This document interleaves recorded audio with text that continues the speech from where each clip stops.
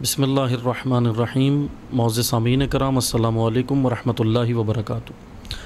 आपकी खिदमत में हालात हाज़िरा के उन्वान से हाज़िर हुए हैं और इंशाअल्लाह मैं मुख्तसर आपकी खिदमत में कुछ ख़बरें हैं जो आपकी खिदमत में बयान भी करनी हैं ख़ित्ते की बदलती हुई सूरत हाल के हवाले से, और उन्हीं ख़बरों के ऊपर मैं कोशिश करूँगा कि मुख्तसर से वक्त में मुख्तसर सा तज्ज़िया भी आपकी खिदमत में मैं पेश कर सकूँ। दो या तीन हमारे पास जो हैं वो मुख्तलिफ़ ख़बरें हैं जो आपकी खिदमत में हमने पेश करनी हैं। सबसे पहली ख़बर आपको मैं यहाँ देता चलूँ कि इसराइल की जानिब से बहरैन में रडार सिस्टम तैनात कर दिया गया है। बहरैन जो अरबी मुल्क है, ख़लीजी रियासत है, और यहाँ पर इसराइल की जानिब से रडार सिस्टम तैनात किया गया और बहरैन की इनकलाबी तहरीक ने इस अमल की मज़म्मत भी की है और इसको पूरी ख़लीजी रियासतों के जो दरमियान में अतराफ़ में जो ममालिक हैं और ख़ुसूसन ईरान, इसको ईरान ने और दीगर ममालिक ने ख़ित्ते के लिए बड़ा ख़तरा करार दिया है, क्योंकि इसराइल का जो मुआहदा जो अरबों के साथ चल रहा है, जो मुआहदा गुज़िश्ता हुकूमत अमेरिका की जो गुज़री है, डोनाल्ड ट्रंप की जो हुकूमत थी, उसमें जो अब्राहम अकॉर्ड्स के नाम से जो मुआहदा हुआ था उस पर अमल दरामद तेज़ी से हो रहा है। ये एक बड़ी अहम ख़बर है और उम्मत इस्लामिया के लिए बाइस तशवीश भी है और उम्मत इस्लामिया के लिए ये बहुत बड़ा ख़तरा भी है कि इसराइल बहुत तेज़ी के साथ इस ख़ित्ते के अंदर जो है वो अपने कदम बढ़ा रहा है और आगे बढ़ रहा है। और बिल्कुल ज़ाहिर सी बात है कि इसराइल को मज़बूत करने में अरब ममालिक का हाथ है। अरब ममालिक अपनी ज़मीनें, अपनी अफवाज, अपना पैसा और अपना बहुत कुछ इसराइल के सामने जो है वो पेश कर रहे हैं। ज़ाहिरी तौर पे तो अरब ममालिक बहुत सारे ऐसे हैं जो इस वक्त ये कह रहे हैं कि हमने इसराइल को कबूल नहीं किया या हम इसराइल के साथ नहीं हैं, या मशरूत बात कर रहे हैं कि फ़लस्तीन के अंदर जुल्म अगर ख़त्म किया जाए तो फिर हम इसराइल से करें। लेकिन अगर हम इसका पस मंज़र देखें तो अक्सर अरब ममालिक ने इसराइल के साथ समझौता कर लिया है और इसराइल को अक्सर अरब ममालिक ने ज़ाहिरन जब अमलन ज़बानी अगरचे नहीं किया, मतलब रिवायती तौर पे नहीं किया और ऑफिशियली तौर पे अनाउंस अगर इन ममालिक ने नहीं किया, लेकिन फिर भी इसराइल को ज़ाहिर सी बात है कि अमली तौर पर इन लोगों ने कबूल कर लिया है। और बहरैन के अंदर ये रडार सिस्टम का कायम होना एक ख़ित्ते के लिए बहुत बड़ा ख़तरा है। बहरैन की इनकलाबी तहरीक ने इसकी मज़म्मत की है और सबसे बड़ा ख़तरा ये, मैं अगर मुमकिन है कि इस राय से जो है वो बाज़ लोग इख्तलाफ करें, लेकिन असल बात यही है कि सबसे बड़ा जो ख़तरा इसराइल के इस रडार सिस्टम से है या इसराइल के ख़ित्ते के अंदर अमली इक़दामात से है, वो ईरान और पाकिस्तान को है। सबसे बड़ा ख़तरा ईरान से आइडियोलॉजिकल ख़तरा है, क्योंकि आइडियोलॉजी, दो आइडियोलॉजीज़ मैदान के अंदर हैं, दो नज़रियात मैदान के अंदर हैं। और जैसा कि मैं पहले भी आपकी खिदमत में बयान कर चुका हूँ गुज़िश्ता वीडियोज़ के अंदर भी, कि इसराइल की पार्लियामेंट के ऊपर इब्री ज़बान में लिखा हुआ है कि ए इसराइल तेरी सरहदें नील से फ़ुरात तक है। मैं ये कई वीडियोज़ में हालात हाज़िरा में आपकी खिदमत में बयान कर चुका हूँ। असल में यही है, बुनियादी वजह यही है कि इसराइल अपने इस हदफ को लेकर इन ममालिक के अंदर बढ़ रहा है, आगे बढ़ रहा है। इसराइल से ही रिलेटेड एक और ख़बर मैं दे दूं। एक तो ये बहरैन के अंदर इन्होंने ये किया, इसराइल ने रडार सिस्टम कायम किया। दूसरा, एक 4 ममालिक का 4 countries forum on economic cooperation, ये एक मुआहदा 4 ममालिक का हुआ है। I2U2 के नाम से ये मुआहदा हुआ है 4 ममालिक का ख़ित्ते के अंदर। वो 4 ममालिक कौन कौन से हैं? अमेरिका है, इंडिया है, इसराइल है और UAE है। ये गुज़िश्ता कह लें कि अभी ये गुज़िश्ता 3-4 रोज़ में ये बातचीत चल रही थी और ये मुआहदा इन 4 ममालिक का जो है वो हो गया है। आपस में इन 4 ममालिक ने तय ये किया है कि फ़ौजी मुआवनत हो, माली मुआवनत हो, इकनॉमिकल, अगरचे ज़ाहिरी तौर पे इसका नाम इकनॉमिक्स मुआशी तौर पर रखा गया है, लेकिन असल में ये कह लें कि इस मुआहदे का जो हदफ है अमेरिका और इसराइल का इस खित्ते के अंदर आना और इस खित्ते के अंदर, या मैं अगर और आसान ज़बान में कहूँ समझाने के लिए, कि अमेरिका और इसराइल अपने दो बड़े पुलिसमैन तैयार कर रहे हैं इस खित्ते के लिए। एक इंडिया होगा, भारत होगा, जिसकी हालात हमें नज़र आ रहे हैं, और दूसरा यूएई होगा। क्योंकि आले सऊद अब किसी और काम पे, आले सऊद को, सऊदी अरब को, आले सऊद को अमेरिका ने अब किसी और काम पे लगाया है। यानी वो जो अब इस्लाम का चेहरा पेश कर रहे हैं वो सेकुलर इस्लाम का पेश कर रहे हैं। उनको एक अलग काम बहरहाल सौंपा गया है, वो अलग काम पे लगें। अमेरिका और इसराइल ने जो अपने असल काम अब लेने हैं वो यूएई से लेने हैं, मुत्तहिदा अरब अमारात से, यूनाइटेड अरब अमारात से ये अपने जो है वो इसने काम लेने हैं। और ये 4 मुल्की इत्तेहाद I2U2 के नाम से, 4 countries forum on economic cooperation के नाम से ये बना है। लेकिन ये हूबहू इसी तरह है, या मैं अगर और आसान ज़बान में आप लोगों को समझाने के लिए कहूँ, 2 फोरम अमेरिका ने इस खित्ते में बना दिए हैं। ये फोरम दरअसल ईरान को रोकने के लिए है। इस खित्ते के अंदर ईरान की पेशकदमी, ईरान का आगे बढ़ना, ईरान का जो IAEA के साथ जो मतलब जौहरी मुआहदे के अंदर जो मामलात चल रहे हैं उसको रोकना, ईरान की यूरेनियम अफजुर्दगी को रोकना, और ये सारे मामलात ईरान को हथियार बनाने से रोकना और पाबंदियाँ लगाना और ईरान पे नज़र रखना। तो ये खित्ते के लिए, खित्ते में ये जो I2U2 जो 4 कंट्रीज़ जो कॉपरेशन है ये इकोनॉमिक्स के नाम से, लेकिन ये दरअसल इसका पस मंज़र ये है कि इनका असल हदफ, जैसे कुछ होती हैं बुनियादी चीज़ें, कुछ होती हैं सानवी चीज़ें। सानवी तौर पे तो ये इकोनॉमिक्स और ये सारी चीज़ें, फ़ौजी मशक़ें और ये सब चीज़ें करेंगे ज़ाहिरी तौर पे, लेकिन ये 4 ममालिक असल में रोकने के लिए, ईरान के लिए ये काम कर रहे हैं। अमेरिका और इसराइल ईरान को इस खित्ते में रोकने के लिए ये इत्तेहाद बना है, और चाइना को रोकने के लिए जो चाइनीज़ इकोनॉमिक्स के हिसाब से अमेरिका ने एक और अलग इत्तेहाद बनाया है।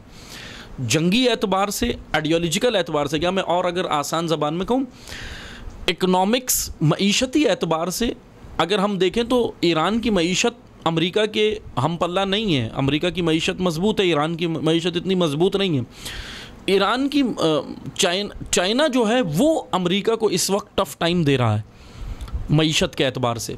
तो दरअसल अभी मैंने आपकी खिदमत में गुज़िश्ता वीडियो में भी बयान किया था कि एक गुज़िश्ता महीने, मई के महीने में, मई 2022 के महीने में, गुज़िश्ता महीना जो गुज़रा है उसमें क्वाड कॉन्फ्रेंस हुई थी जापान के कैपिटल, जापान के दारुल खिलाफा, जापान के शहर टोक्यो के अंदर।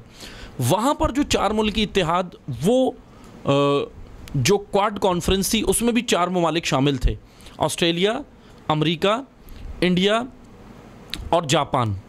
वो 4 ममालिक उधर उन्होंने कॉन्फ्रेंस की एक पिछले महीने, और एक ये कॉन्फ्रेंस I2U2 के नाम से ये अभी गालिबन जो है ये इन्होंने ये इत्तेहाद बनाया है। इसकी कॉन्फ्रेंस अभी हुई नहीं है बाकायदा, लेकिन एक होने वाली है और हो जाएगी गालिबन, शायद इसी महीने में हो जाए या अगले महीने जुलाई के महीने में हो जाए, लेकिन ये कॉन्फ्रेंस होने वाली है।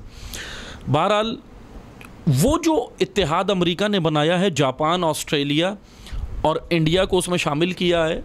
इंडिया दोनों इत्तेहाद में शामिल है अमेरिका के साथ। अमेरिका ने जो वो इत्तेहाद बनाया है वो इकोनॉमिकल इत्तेहाद उसको हम कह सकते हैं।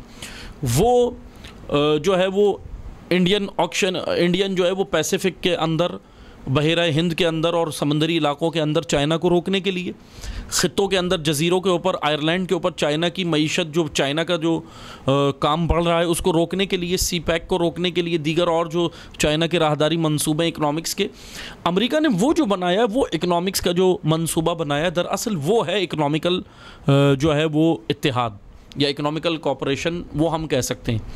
लेकिन वो अमेरिका ने इस वक्त 2 बनाए। गुज़िश्ता महीने जो ये 4 ममालिक शामिल किए, जापान, ऑस्ट्रेलिया, इंडिया और अमेरिका खुद, वो चाइना को रोकने के लिए है इकोनॉमिक्स के मैदान में। लेकिन ये जो ईरान को रोकने के लिए I2U2 बनाया है अमेरिका ने, ये ईरान की मईशत रोकने के लिए नहीं है, बल्कि ये जो इत्तेहाद बना है जिसके अंदर अमेरिका है, इंडिया है, इसराइल है और UAE है, ये इत्तेहाद दरअसल आइडियोलॉजिकल इत्तेहाद है। आइडियोलॉजी, नज़रिया।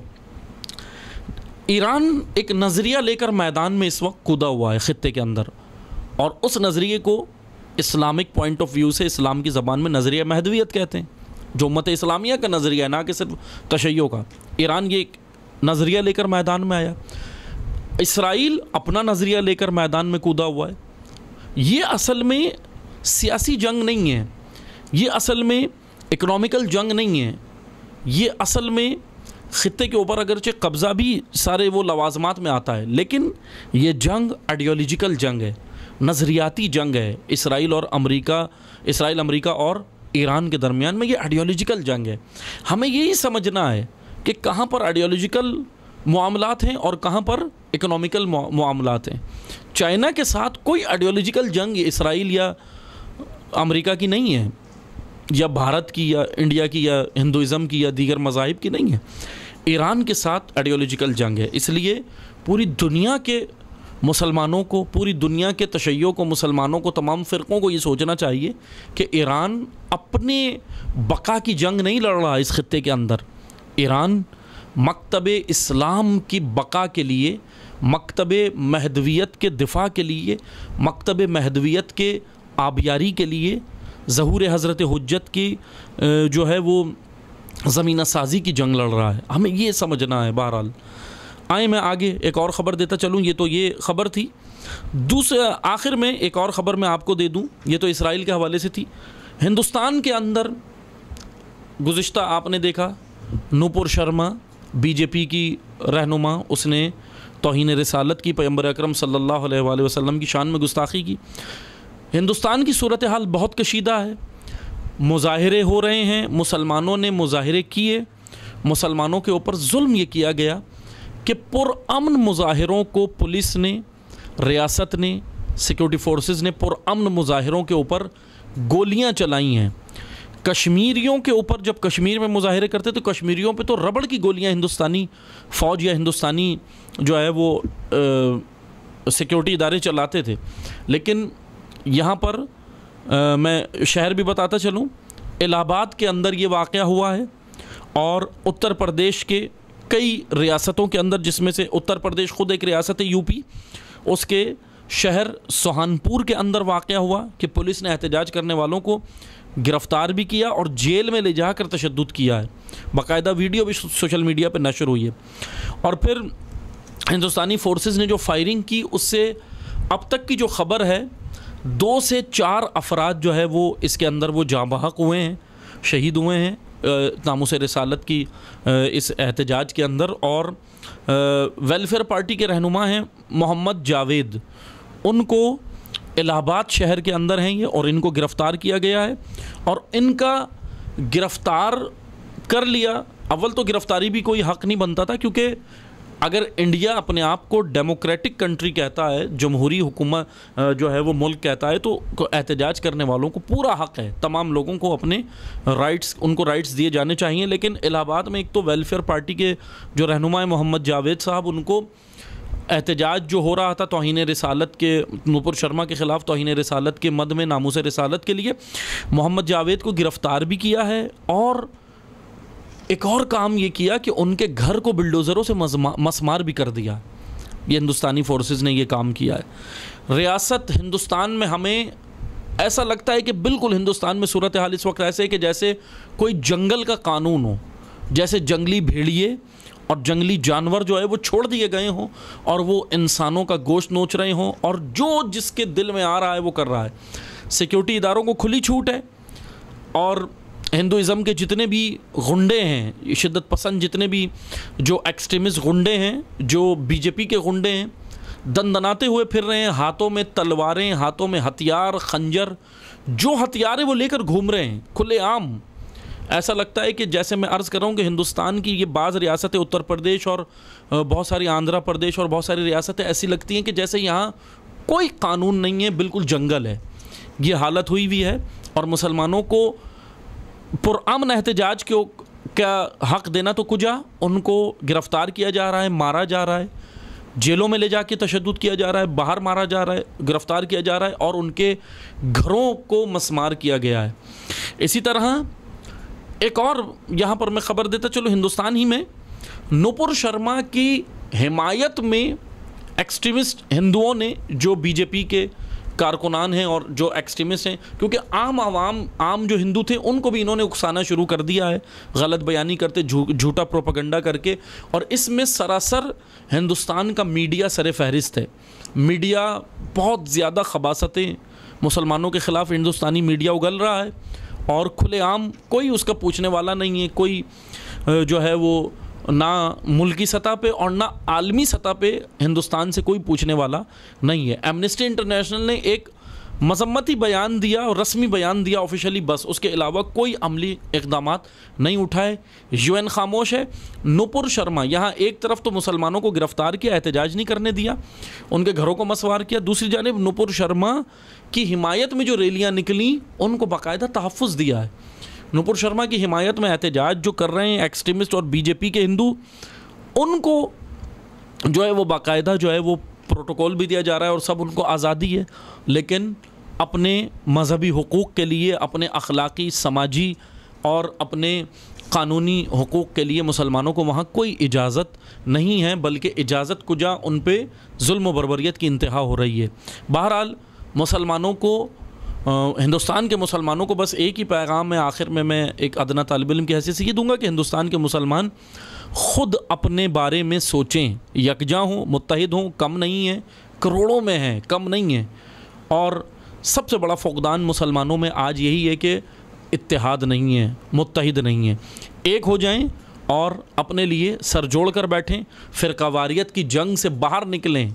वहाँ हिंदुस्तान के अंदर बिल्डोज़रों से जो घर मसमार किए जा रहे हैं, हिंदुस्तान के अंदर मुसलमानों को पे जो जुल्मों से सितम किया जा रहा है, कोई BJP का एक्सट्रीमिस्ट, शिद्दत पसंद हिंदू, कोई रहनुमा ये नहीं देख रहा कि इन मुसलमानों में कौन शिया है, कौन बरेलवी है, देवबंद है, अहले हदीस है, कौन से फ़िरक़े से, ये नहीं देख रहा। वो कह रहा मुसलमान है, ला इलाहा इल्लल्लाह मुहम्मदुर रसूलुल्लाह पढ़ता है, बस इसके ऊपर जुल्म करो, इसका घर मसमार करो, इस पर तशद्दुद करो। वो कोई फ़र्क नहीं कर रहे इनमें, वो फ़िरक़े, वो हमें फ़िरक़ों की निगाह से नहीं देख रहे। मुसलमान ख़ुद फ़िरक़ों में बटे हुए हैं। फ़िरक़ों की क़ैद से निकलें, एक उम्मत मुहम्मदिया बने, इंशाअल्लाह उम्मत इस्लामिया बने और अपने लिए ख़ुद मिलकर हिंदुस्तान के जो मुसलमानों के रहनुमा हैं, वहाँ की जो क़यादत है, उलमा हैं और दीगर जो क़यादत है, वो बैठकर सोचें और फ़ैसला करें। वहाँ ख़ुद फ़ैसला करें। कोई आपकी मदद को नहीं आएगा, UN नहीं आएगा, बाहर से कोई नहीं आएगा। जो अरब ममालिक नुपुर शर्मा के बयान के ऊपर, गुज़िश्ता वीडियो में मैंने बयान किया था, नुपुर शर्मा के बयान के ऊपर अरब ममालिक अपनी गैरत ये दिखा रहे थे कि अपने मार्ट से ऊपर, ये UAE अपने मार्ट से हिंदुस्तानी प्रोडक्ट को निकाल रहा था और मीडिया के ऊपर ये शो कर रहा था कि देखो हमने तौहीन रिसालत की वजह से हिंदुस्तान का बाइकआउट किया। यही UAE हिंदुस्तान के साथ तेल की जो है वो पूरी जो है वो बिज़नेस चल रहा है और बड़ी मिक़दार में सऊदी अरब और UAE सबसे ज़्यादा तेल जो है वो भारत को दे रहे हैं, हिंदुस्तान को दे रहे हैं। और यही UAE I2U2 के इत्तेहाद में शामिल है, जिसके अंदर इंडिया और इसराइल दोनों शामिल हैं अमेरिका के साथ। ये UAE, इनसे उम्मीद मत रखें। ये अरब, ये हुक्मरान, इनसे उम्मीद ना रखें हिंदुस्तान के मुसलमान भी, क्योंकि इनकी गैरतें मर गई हैं और जहाँ गैरत मर जाए वहाँ फिर कुछ भी नहीं बचता। ना इबादतें बचती हैं, ना नामूस बचती है, ना कुछ भी। उनके कान पे जूं नहीं रेंगती, गैरत मर गई है। इसलिए अगर गैरत का दर्स लेना है या गैरत अगर आपको कहीं मिलेगी तो वो फ़कत एक ही गैरत का इमाम और एक ही गैरत का रहबर है, उसका नाम हुसैन इब्न अली है। इमाम हुसैन अलैहिस्सलाम ने करबला में गैरत का दर्स दिया। हिंदुस्तानी मुसलमानों को गैरत करबला से लेनी है और गैरत का दर्स लें। और देखें, आज इमाम हुसैन का हकीकी पैरोकार हमें ईरानी नज़र आते हैं। इतनी सैंक्शंस के बाद, पाबंदियों के बाद भी बिल्कुल गयूर कौम है, गयूर मिल्लत है और इस तरह सुपर पावर के सामने डटे हुए हैं। हिंदुस्तानी मुसलमान इधर दर्स लें, ईरान से दर्स लें, उधर मुसलमानों से दर्स लें जो इस्तकामत दिखा रहे हैं। यमनी मुसलमानों से दर्स लें, किस तरह सुपर पावर को शिकस्त दी है। हिंदुस्तानी मुसलमान हिज़्बुल्लाही मुसलमानों से, लबनान के मुसलमानों से दर्स लें। हिंदुस्तानी मुसलमान नाइजीरिया के मुसलमानों से दर्स लें। हिंदुस्तानी मुसलमान बहरीन में जो तहरीक उठी है और इस्तकामत दिखा रही है, इन तमाम मुसलमानों से दर्स लें कि किस तरह तहरीकें उठाई जाती हैं और अपने दीन का, अपनी इज़्ज़तों का, अपनी नामूस का और अपने अक़दार का और अपने अखलाक को अपने मुआशरे का दिफा किस तरह किया जाता है। इंशाअल्लाह उम्मीद है कि आवाम ये बात समझे। हुक्मरानों से हमें उम्मीद नहीं है, अरब हुक्मरानों से तो बिल्कुल ही उम्मीद नहीं है, क्योंकि उनकी गैरतें मर गई हैं। वो इसराइल के साथ बिल्कुल इंडिया इसराइल के साथ गठजोड़ करके बैठ गए।